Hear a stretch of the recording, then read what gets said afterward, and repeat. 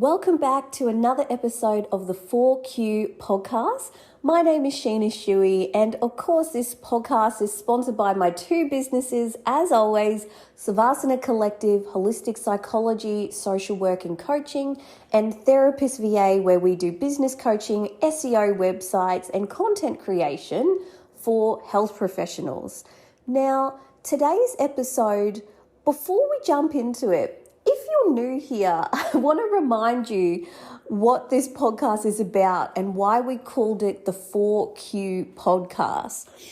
It's probably worth a reminder because I don't do the intro anymore, and I've been thinking about changing the intro, but a lot of podcasts these days don't actually have an intro anymore.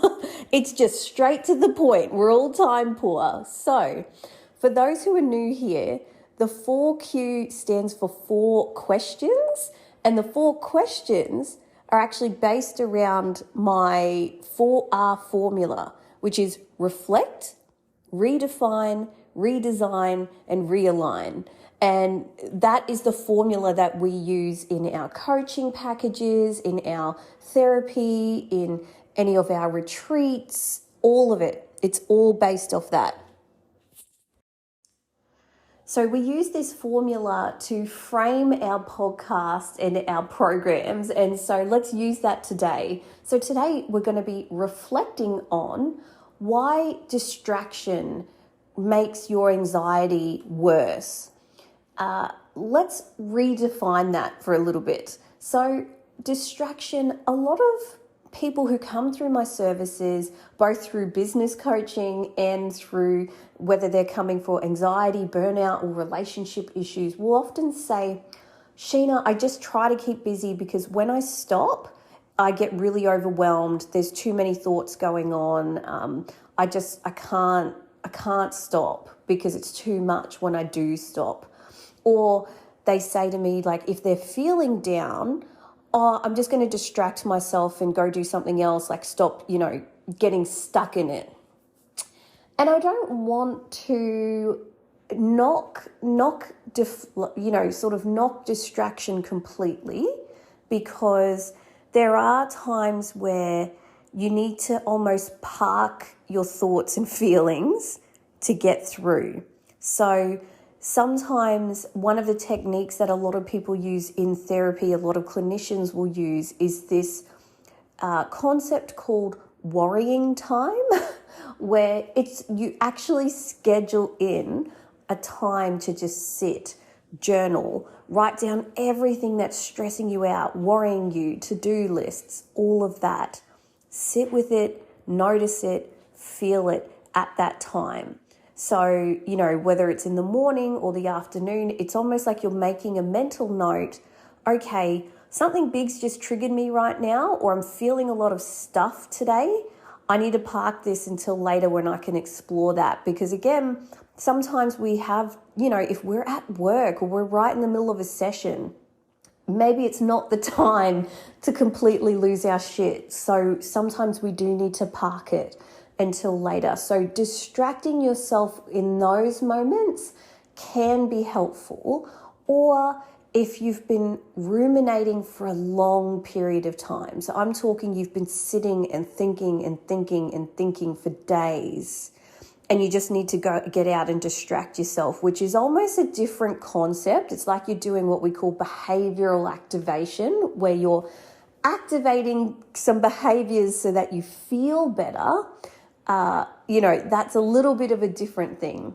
What I'm talking about here when I say distraction is making your anxiety worse is when that first example I gave, when you just keep going and going and going because you don't want to actually think and feel and notice what's coming up.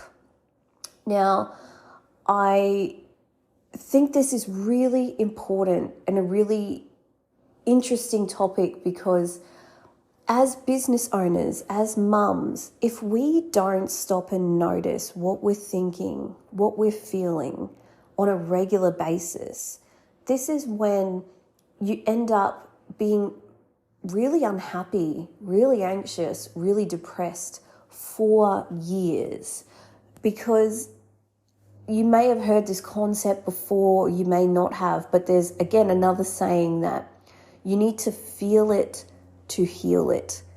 We need to feel our emotions to move through them. We can't just expect that they'll go away. And so, again, a lot of the women I work with will say, I end up having these just emotional outbursts, whether it's anger, sadness, all of that. And that is because you keep pushing down the thoughts, keep pushing away the feelings, because you're just not sitting with it. And it's going to explode out. You can't ignore it. It is going to come up. But the thing is, what some would label negative thoughts or emotions, which, they're not negative. They're telling you something, which is important. It's important to sit with them because they're giving you indicators about what's working and what's not, both in your relationships, in your life, in your lifestyle, in your self-care, in your support system, even on a global scale. If we're all feeling really anxious, really depressed, really distractible, all of us are having ADHD symptoms, I think it's really important to take a step back and go, well, why are we all feeling that? It's not just me, it's not just my neighbor, we're all feeling this. So obviously environmentally, in our communities, in our society, something's off. So it's remembering that. So let's redesign this around what activities can we do to actually learn how to sit with emotions, with feelings, and how can we use them to benefit our lives? So a few different ways we can talk about here is, like we spoke about at the beginning, the technique of scheduling worry time. That's one option where people actually schedule a time. It might be at the end of the day before you pick up the kids. It might be once the kids go to bed, where you actually go, I'm just going to sit and I'm going to write everything I'm worried about right now. Almost like journaling in a way, but it's spending that time and sitting with any emotions that come up, noticing like, is this making me feel anxious, depressed, overwhelmed? What's going on for me? Because we need that to help our intuition. So if we're feeling really anxious, distractible, all of that, because we're not paying attention to our thoughts and our feelings, we're not going to be making decisions based on the head and the heart. We're only going to be making decisions based on the head. And the problem with that is that when you only make logical decisions, often if something is off, if something doesn't feel right, you're ignoring that, and that often ends up coming back to bite you. I don't know how many times, and this is just a very small example, but it's, it demonstrates it, where I'll be at the grocery store and my logical mind is on the list. What have I got to do? What have I got to get? And then I might have this inkling, like I'll see something going and this sort of gut intuition of, oh, I really should get this. I think I just need to get this, and not really knowing fully why I need to get it, but just kind of going, oh, maybe I should get a backup just in case. And I can tell you 9 out of 10 times that happens, I absolutely needed whatever the item it was that inkling was about that wasn't on my list. So, maybe it's going, I'm pretty sure we've got nappies at home, but I'm just going to get another one, another lot. Or, oh, I don't really think we need this, but I might just get that anyway. Turning out that we absolutely needed that thing, or somebody asked us for it. And you need to listen to that compared to, I'm sticking with the list, I'm only doing the list, I'm not listening to anything else, I've just got to get in, get out. That's why, and how does this play out in our relationships, businesses, etc., is we might have someone who applies for a job, for example, who looks perfect on paper, but they don't turn out to be a great fit for the team. There's something in you that knows it doesn't feel right. But in your mind, if you're ignoring your thoughts, ignoring your feelings around things, just going, you're not sitting to notice, hey, this person, when I think about this situation and when I'm around them, it makes me anxious.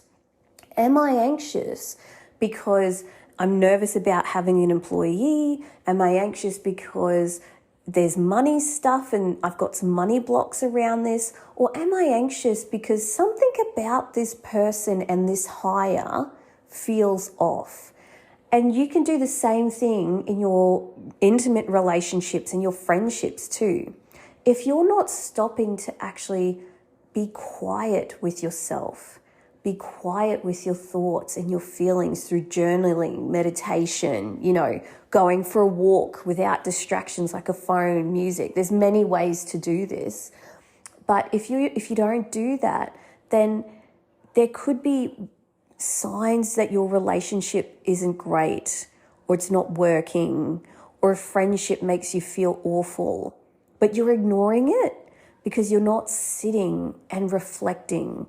That's the biggest difference I see with people who make it to the top 5% of whatever their field is, or people who actually seem to have balance. When people look at them and go, wow, I've never met someone who has balance, and you're it. They're scheduling reflection. They're making time to feel their feelings, notice their thoughts, even if briefly, sometimes those thoughts and feelings actually make them feel worse. Because we need to notice that to know what's working and what's not. If you're all logical, all left hemisphere, which lots of my very anxious ladies, my beautiful ladies are, you're not tuning into your intuition, which means that, again, you're almost living like a life that's good on paper, but you're not living, it doesn't feel right. We've all seen that person who's dating someone who's good on paper, but it feels off. So what are some things that we can actually do to make sure that we are feeling our feelings, noticing our thoughts, noticing our feelings? So like we talked about, there's scheduling worrying time. So actually making a point of scheduling a time to notice what's worrying you. Think about it, feel about it, write it down. There's that method. There is also, of course, journaling. Journaling is a great way to just tap into your innermost self, your inner thoughts, inner feelings, all of that. So a really great way to do that is literally go on Pinterest, Google some journal prompts about, any topic and go from there, or just free write. What's going on for me today is the starting point, and just go for it. Even if it's not logical, it doesn't make sense, whatever works. But I have never been a journaler until the last year or two. And I was always, put off because I thought it was, dear diary, this is how I feel today. And so I never did it. But once you find a flow, you find a rhythm, it's incredible for letting stuff go. Because there's something really powerful about using both hemispheres. When you write with pen and paper, you use both hemispheres of your brain because of the motor aspect of actually writing, like moving your hand on paper, activates both sides of your brain. So that's really important. So using that as a technique. Also, meditation. There are so many apps now, YouTubes, to teach yourself meditation. And I think it's really important to remember that meditation can bring up negative emotions sometimes, but that's important to notice. It's important for you to see that, to feel that. People often go, I can't meditate, it's too much for me, because they feel a bit heightened. Their thoughts are a lot. But the point of meditation isn't to get rid of thoughts. It isn't even to feel anything, to feel calm or whatever. It's to go inward and notice what is going on for me, noticing the thoughts, noticing the feelings, noticing, wow, I have so many thoughts rushing and this is making me feel X, Y, Z. What kinds of themes are coming up? Where do I think this comes from? That's okay. And it's just practice. Like with everything, it is just a practice. But again, another method you can try is walking,